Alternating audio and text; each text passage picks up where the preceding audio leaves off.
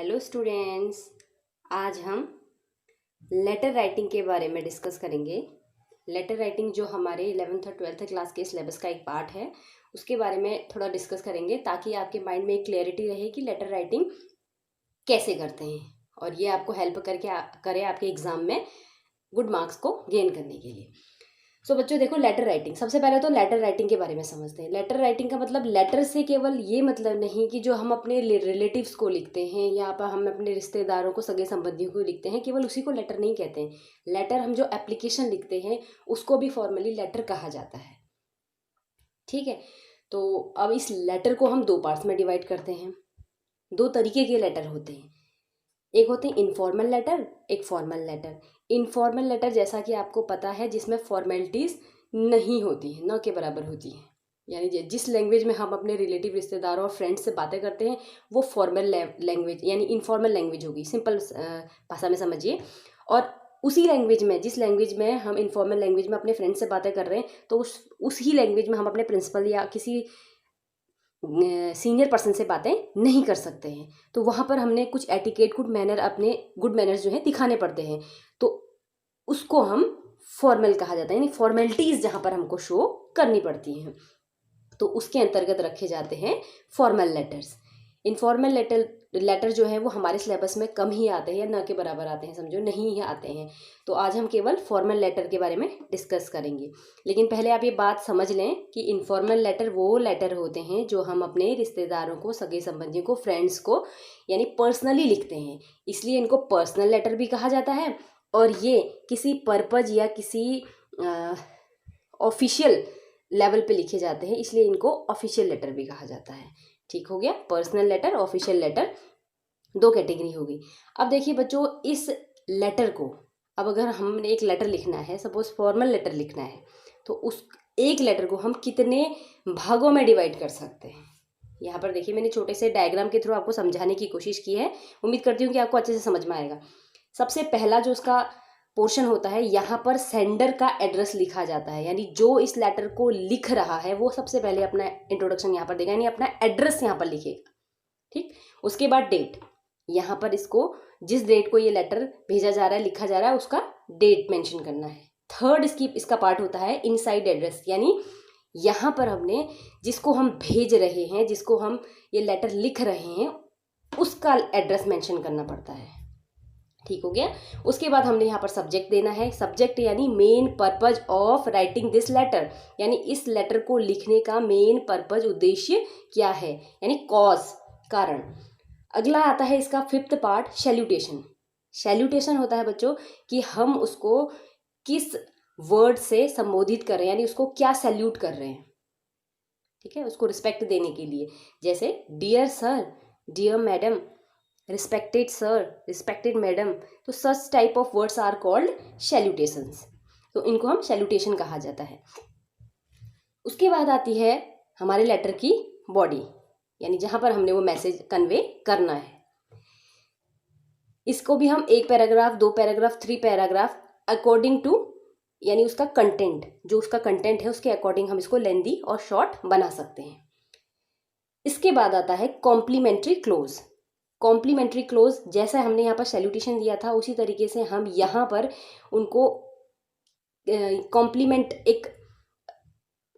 देंगे, जैसे your sincerely, truly yours, इस तरीके से संबोधित करेंगे।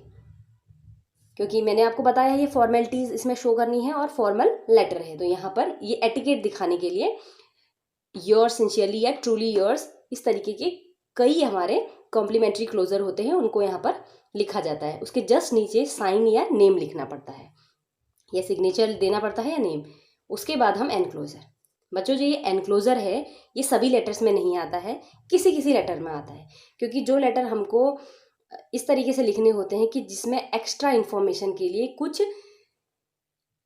अलग कॉपीज, अलग पेजेस ऐड करने पड़ते हैं, तो उसका इन्फॉर्मेशन यहाँ पर देना पड़ता है। जैसे सपोज कि आपने किसी जॉब इंटरव्यू के लिए या जॉब के लिए अगर आपने एप्लीकेशन लिखी है, तो आप अपना जो है एजुकेशन, जो भी रिलेटेड आपका एजुकेशन से रिलेटेड सर्टिफिकेट्स हैं वो यहाँ पर ऐड करेंगे और एक्सपीरियंस अपना शो करेंगे, पर्सनल डिटेल देंगे, इससे रिलेटेड यानी कुछ भी, जैसे अगर आप कोई बिजनेस लेटर लिख रहे हैं तो आपने जो लिस्ट सामान की है यानी कितना मटेरियल आपने मंगाना है उसके लिए ऐड कर सकते हैं।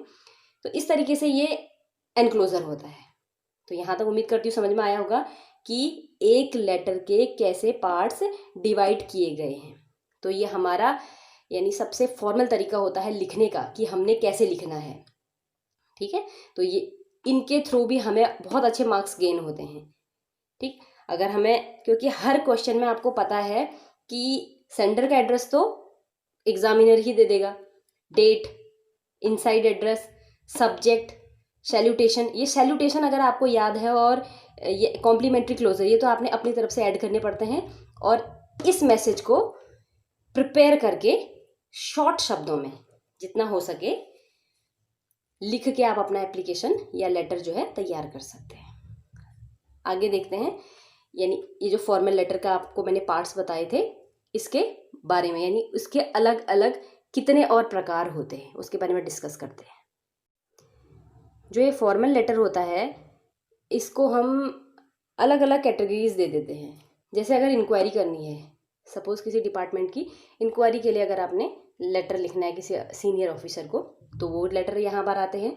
कंप्लेन करनी है, कंप्लेन करने के लिए जैसे अगर आपकी लोकेलिटी में, आपके लोकल एरिया में आपको पानी की सप्लाई नहीं मिल रही है, बिजली की सप्लाई नहीं आ रही है, तो अगर आपने उस डिपार्टमेंट के ऑफिसर को अगर आपने लेटर लिखना है तो ये लेटर इस कंप्लेन लेटर के अंतर्गत आएंगे। रिक्वेस्ट, अगर आपने सपोज किसी ऑर्गेनाइजेशन के आप मालिक हैं और आप वहाँ को कुछ उद्घाटन कर रहे हैं, उसका इनॉग्रेशन कर रहे हैं, तो उसके लिए अगर आपने उनको इन्वाइट करना है तो वहाँ पर आप रिक्वेस्ट वाले के अंतर्गत उसको रख सकते हैं।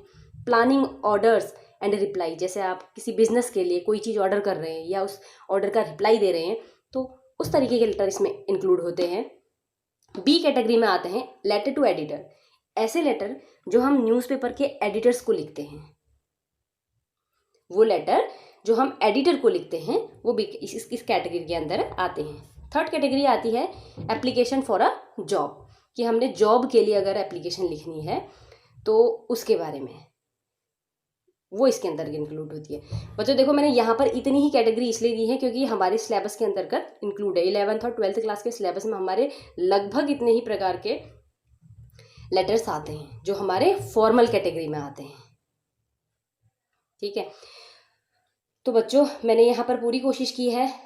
अच्छा, एक बात यहाँ पर रह गई बच्चों कि जो एप्लीकेशन फॉर अ जॉब मैंने आपको बताया था, यानी जॉब के लिए जो एप्लीकेशन लिखनी है, उसी में मैंने आपको यहाँ पर जो एनक्लोजर बताया था, इस एनक्लोजर को हम इसी तरीके के एप्लीकेशन या लेटर में इंक्लूड करते हैं। जैसे मैंने आपको बताया एजुकेशन डिटेल, एक्सपीरियंस, आपका पर्सनल डिटेल, तो ये इस लेटर के अंतर्गत इंक्लूड हो सकता है, और में भी हो सकता है, बट बेसिकली यहाँ पर हमको पढ़ना जरूरी है क्योंकि इस तरीके के क्वेश्चन हमारे एग्जाम में ज़्यादातर देखने को मिलते हैं।